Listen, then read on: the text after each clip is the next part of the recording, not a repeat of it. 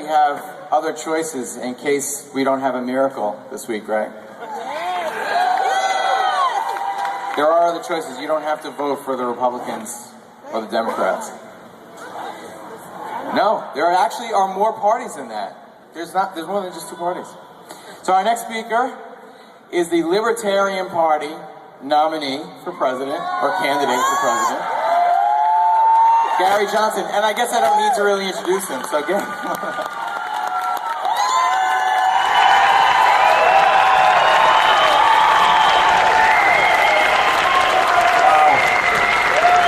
Wow. Very, very kind. Thank you.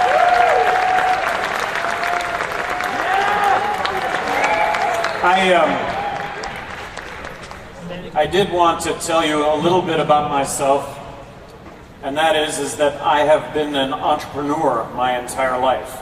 I started a handyman business in Albuquerque in 1974, and actually grew that business to employ over 1,000 people.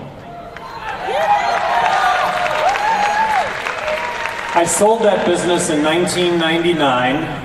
Nobody lost their job, and they're doing better than ever. I had never been involved in politics prior to running for governor of New Mexico. Complete outsider. I went and I introduced myself to the Republican Party a couple of weeks before I announced, and what they said was, "We like you, we like what you've got to say, we're going to include you in all the debates and all the discussions, but you just need to know that you will never get elected.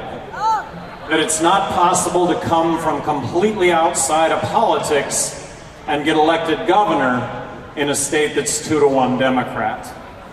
Well, I got elected.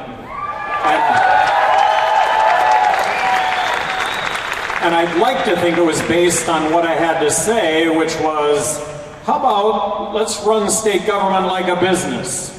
Common sense, best product, best service, lowest price. Let's just bring some common sense to all this.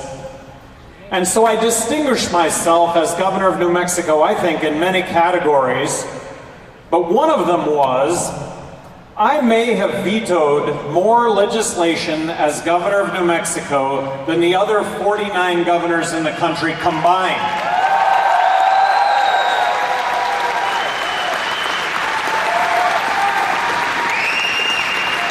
I vetoed 750 bills while I was governor of New Mexico. I had thousands of line item vetoes as governor of New Mexico. Only 2 were overturned, so it made a difference when it came to billions of dollars worth of spending. It made a difference when it came to government passing laws that, in my opinion, were just going to add time and money to our lives and weren't going to make us any safer, weren't going to make us any more healthy. It was just going to be a burden. And I stood up to that and I vetoed that legislation. Now you gotta know that the sky was gonna fall, that the earth was gonna end, there were gonna be dying people in the streets, children were gonna go hungry. Well, of course, none of that happened. And the ultimate arbiter of how all those vetoes worked out were the citizens of New Mexico, where in a state that was 2-to-1 Democrat, I got reelected by a bigger margin the second time than the first time.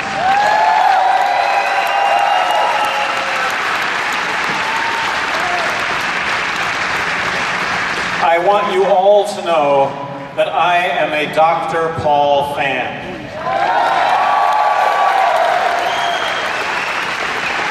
Ron Paul asked me for my endorsement in 2008. I readily gave that endorsement.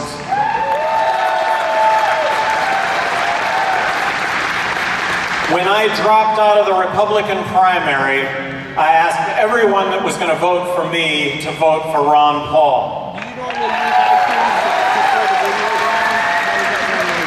When asked in the last debate that I got to appear in, who would you pair up with as a vice presidential candidate, I chose Ron Paul. There wasn't any other choice other than Ron Paul.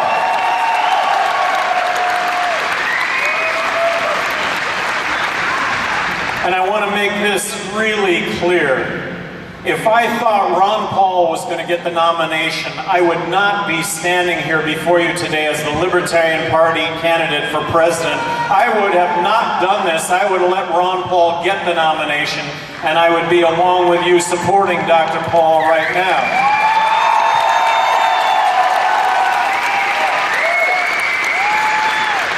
But this is an exclusionary process, and each and every one of you know it. This is absolutely exclusionary. You've had the sand kicked in your face, and you continue to have the sand kicked in your face, and you keep coming, and we all keep coming, because this is really an important message.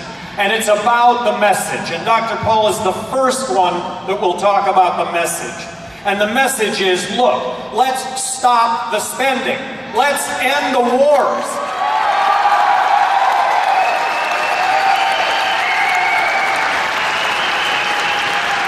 Let's abide by the Constitution of the United States.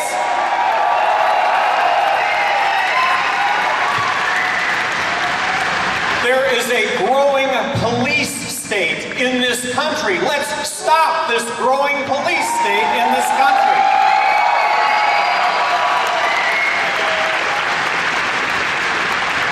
Now, going forward, it's really important to recognize that there are other third-party candidates, okay? It's not just the Libertarian Party. But the Libertarian Party is going to be on the ballot in all 50 states. And there are only going to be 3 candidates on the ballot in all 50 states. And this is really important to recognize. So when you talk about the 3 candidates that are going to be in the general election come the fall, there are some really, really important distinctions here between the 3. Not yet. Let's wait till the Libertarian candidate for president is going to distinguish him or herself from the other 2 candidates. Right now, that candidate happens to be me, okay? And I recognize that each and every one of you would be doing what I'm doing right now if given the opportunity, but I've been given this opportunity and I'm trying to make the most out of it. So in the general election, I'm going to talk about 3 candidates because only 3 candidates are going to be on the ballot in all 50 states. But I'm going to be the only candidate that wants to stop foreign aid where we have poor people in this country giving foreign aid to rich people in other countries.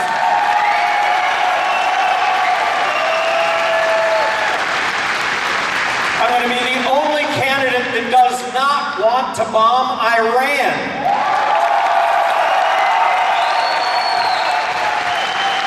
I'm going to be the only candidate that wants to get out of Afghanistan now. Bring the troops home. Stop our military interventions.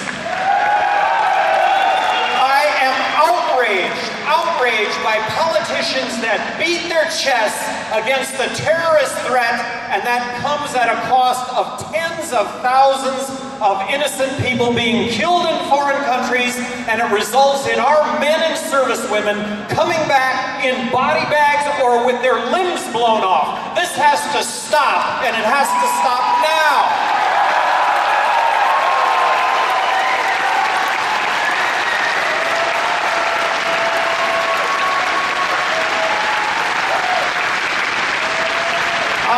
Going to be the only candidate that wants to repeal the Patriot Act, and I would have never voted for it in the first place.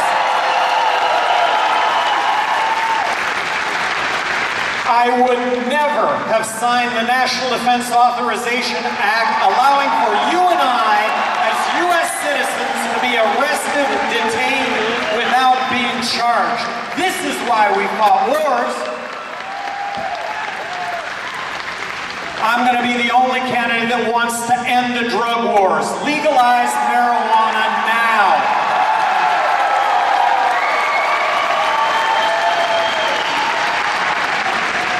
I'm going to be the only candidate talking about marriage equality from the standpoint of it being a constitutionally guaranteed right on par with civil rights of the 60s. I am the only candidate that's going to be talking about balancing the federal budget now. Now! If we don't balance the federal budget now, we're going to find ourselves in a monetary collapse. And a monetary collapse, very simply, is when the dollars that we have in our pocket don't buy a thing because of the accompanying inflation that is going to go along with that. And that means addressing the entitlements. Right now you've got Republicans and Democrats saying they're going to spend more on Medicare than the other party. We have to reform Medicare. We have to spend less money on Medicare. We have to spend less money on the military. I'm going to be proposing 43% reductions in those categories because if we don't do it, we're going to find ourselves without a country.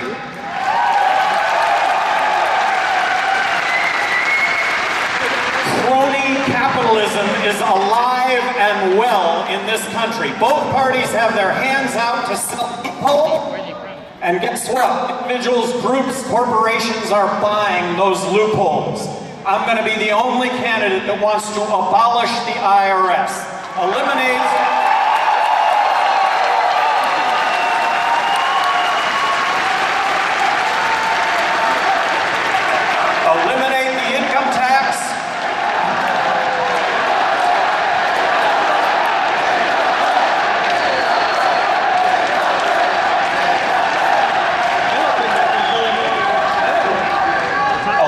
the income tax, eliminate corporate tax, replace it with one federal consumption tax. I am embracing the fair tax. I really think it's the template to zero taxes. I am the only candidate that would sign legislation to abolish the Federal Reserve. It's a rigged game. It's a rigged game. Federal Reserve gives money to the banks for 0%. The Fed loans money, gives money to the banks buy treasuries, profiting off you and I with no risk whatsoever. This is not what this country is about. I'm the only candidate that would repeal legal tender laws and sign legislation allowing for competing currencies.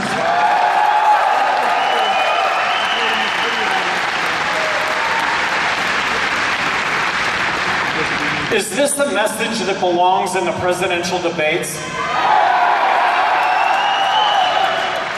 15% voter support puts liberty front and center in the debates and in the headlines. I have 2 words for Ron Paul. Thank you.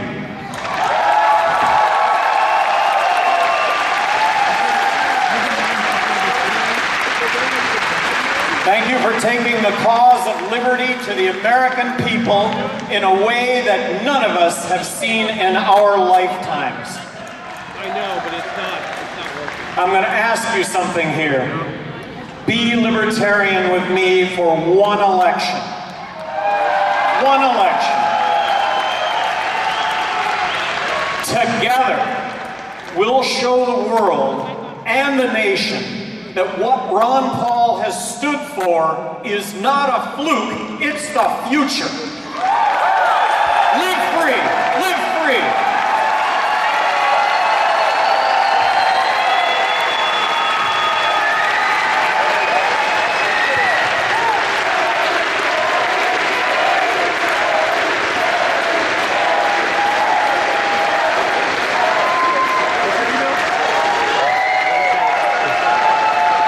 Matt Larson 10, 1, 2.